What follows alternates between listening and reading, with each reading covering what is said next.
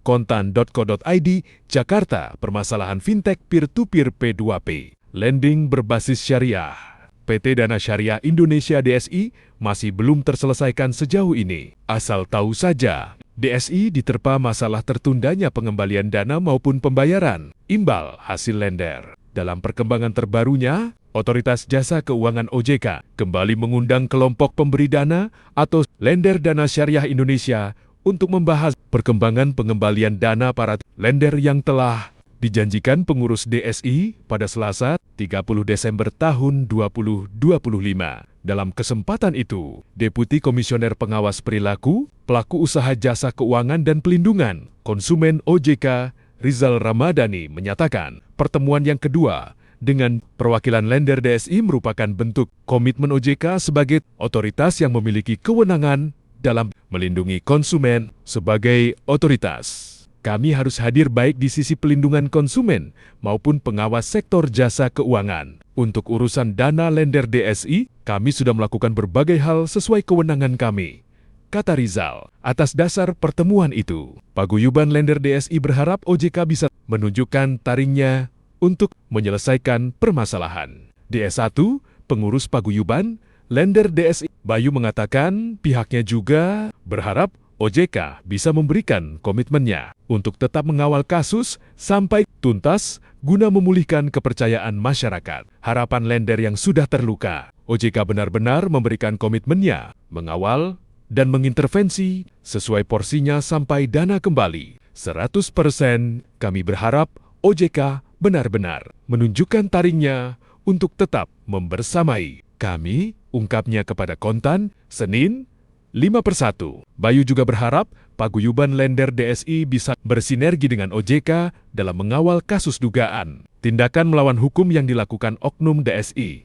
Dia bilang OJK sudah berkolaborasi dengan Pusat Pelaporan dan Analisis Transaksi Keuangan (PPATK) untuk memblokir rekening DSI guna melindungi dana lender. Jadi, kami juga menunggu hasil penyelidikan PPATK, katanya. Lebih lanjut, Bayu mengungkapkan, saat ini lender sedang bersiap diri untuk rapat umum pemberi dana RUPD dengan manajemen DSI sesuai arahan OJK. Dia juga mengatakan OJK sudah memerintahkan DSI untuk melakukan RUPD sebagai wadah resmi dan berkekuatan hukum untuk transparansi data dan memberikan proposal penyelesaian yang konkret dan berkekuatan hukum. Bayu menerangkan, RUPD kemungkinan ditargetkan digelar pada Januari tahun 2025. Minggu kedua, target itu sesuai dengan surat yang telah disampaikan Paguyuban Lender DSI kepada manajemen DSI. Saat ini, langkah Paguyuban fokus ke RUPD dan paralel melakukan LP secara kolektif. Nantinya, kebijakan OJK akan mengikuti kesepakatan yang diambil pada RUPD karena pada dasarnya semua resource yang dipunya DSI harus digunakan untuk proses pemulihan dana lender, ucap Bayu. Sebagai informasi, berdasarkan data Paguyuban Lender DSI, dana lender yang tertahan dan terverifikasi per 5 Januari tahun 2026 senilai 1,39 triliun rupiah dari 4.826 lender. Dalam perkembangannya, manajemen DSI menyatakan telah membayarkan dana tahap awal kepada lender mulai 8 Desember tahun 2025 hingga 10 Desember tahun 2025. Sayangnya, pembayaran tahap awal itu dinilai belum memuaskan bagi para lender. Pemblokiran rekening. Sebelumnya, OJK sudah memfasilitasi pertemuan antara wakil Paguyuban Lender DSI dengan Direktur Utama PT DSI Taufik Al-Jufri pada 28 Oktober 2025. Pertemuan itu sebagai tindak lanjut atas sejumlah pengaduan masyarakat yang masuk dalam saluran pengaduan konsumen OJK mengenai tertundanya pengembalian dana maupun pembayaran imbal hasil dari DSI. Dalam pertemuan 28 Oktober tahun 2025, Taufik Al-Jufri menyatakan bertanggung jawab menuntaskan kewajiban pengembalian dana kepada lender secara bertahap sesuai kemampuan dan rencana penyelesaian yang dalam. Penyusunannya akan melibatkan kelompok lender dan kemudian disampaikan kepada OJK sebagai tindak lanjut dari pengawasan yang dilakukan terhadap DSI. OJK juga sudah berkoordinasi dengan berbagai pihak, termasuk PPATK, dalam rangka penelusuran transaksi keuangan DSI. Kami akan melakukan best effort untuk menjalankan kewenangan yang kami punya. OJK sudah meminta PPATK untuk melakukan penelusuran transaksi keuangan DSI dan PPATK telah melakukan pemblokiran rekening DS1,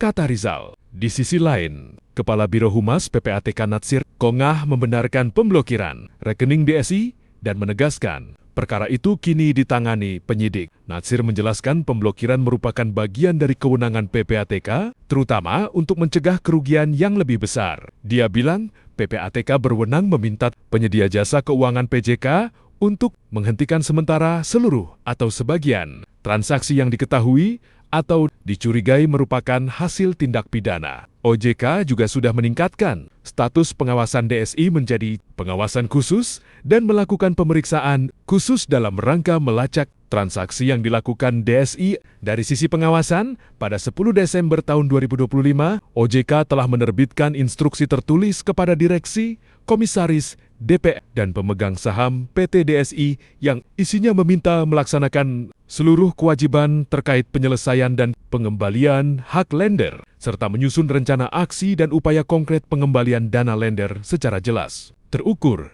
dalam kerangka waktu yang jelas, baik yang telah disepakati maupun belum. Per akhir Desember tahun 2025, OJK telah mengeluarkan 15 sanksi pengawasan terhadap DSI. OJK Sanksi DSI. OJK telah mengenakan sanksi pembatasan kegiatan usahaku kepada PT Dana Syariah Indonesia sejak 15 Oktober tahun 2025.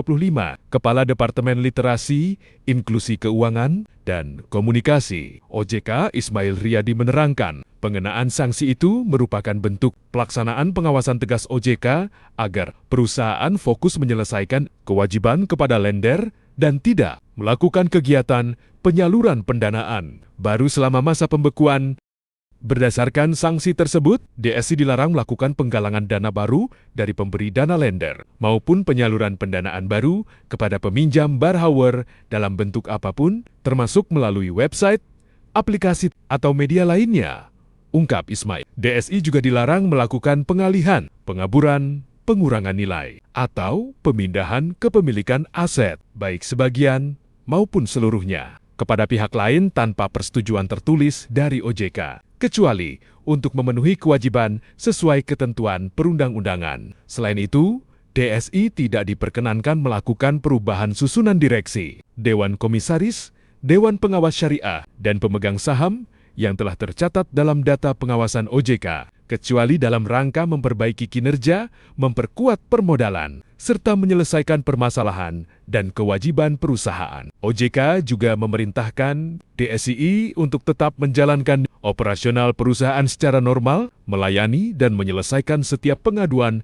lender dan pihak terkait, serta tidak menutup kantor layanan. DSI wajib menyediakan saluran pengaduan yang aktif, seperti telepon, WhatsApp, email, dan media sosial, ditambah memberikan tanggapan dan penyelesaian atas setiap pengaduan sesuai ketentuan yang berlaku. Ismail menyampaikan, OJK berkomitmen untuk melindungi konsumen dan menjaga kepercayaan masyarakat terhadap industri fintech lending. OJK juga mengimbau masyarakat agar selalu menggunakan platform fintech lending yang berizin dan diawasi OJK, serta memahami risiko layanan dan produk keuangan digital sebelum menempatkan dana.